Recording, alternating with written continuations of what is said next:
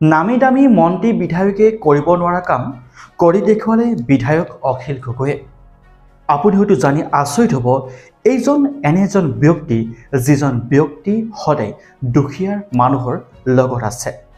ডাঙৰ ডাঙৰ নেতা, পালি নেতা, মন্ত্ৰী, বিধায়ক, আনকি অসমৰ মুখ্যমন্ত্ৰীও জাতি মাটি ভেটি গীত গাই ভাল পোৱা ৰাজীৱ শদিয়াৰ মৃত্যু খবৰ ল'বলৈকো সময় নাই। সামাজিক মাধ্যমত আনকি এটা পোষ্ট লিখিবলৈ সময় নাই এওঁলোকৰ।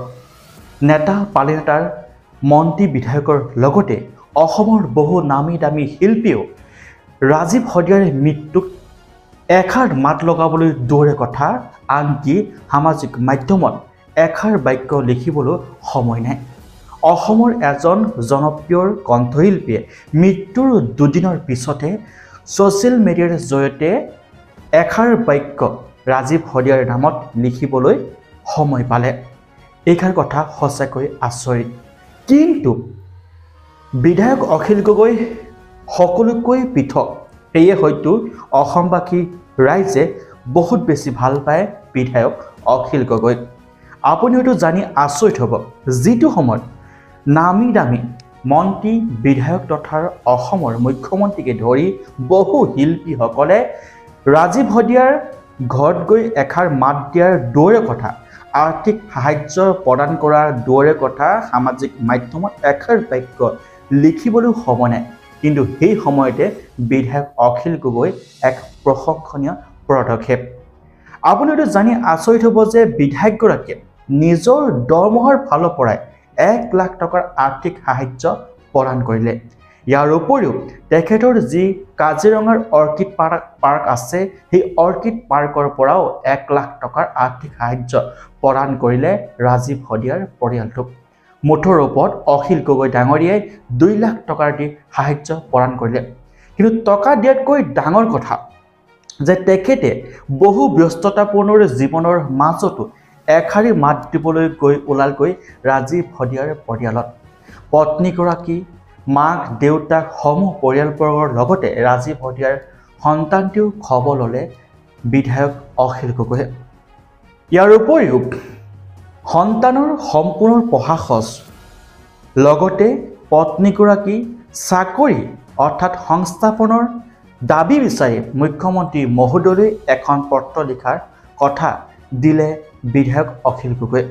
যদিহে মুখ্যমন্ত্ৰীৰ তৰফৰ পৰা কোনো ধৰণৰ সংস্থাপন নিদিয়ে, তেনেহ'লে বিধায়কগৰাকীয়ে নিজাববীয়াকৈ কিবা নহয় কিবা এটা সংস্থাপন দিম বুলি আশ্বাস প্ৰদান কৰিলে ৰাজীৱ শদিয়াৰ পৰিয়ালটোক।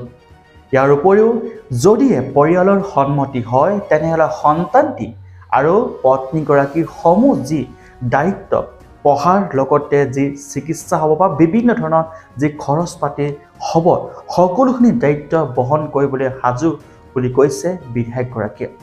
আপুনি ভাবি চাওক, যিটোৰ সময়ত নামী দামী কণ্ঠশিল্পী, মন্ত্ৰী, বিধায়কৰ সময় নাই, সেই সময়তে কিন্তু অন্যতম এজন বিধায়ক অখিল গগৈ ডাঙৰীয়ে সেই ৰাজীৱ শদিয়াৰ ঘৰখনলৈ গৈ এষাৰ মাত দিয়াৰ লগতে ৰাজীৱ শদিয়াৰ পৰিয়ালটিক অকণমান হ'লেও আৰ্থিকভাৱে সহায় সহযোগ আগবঢ়াইছে।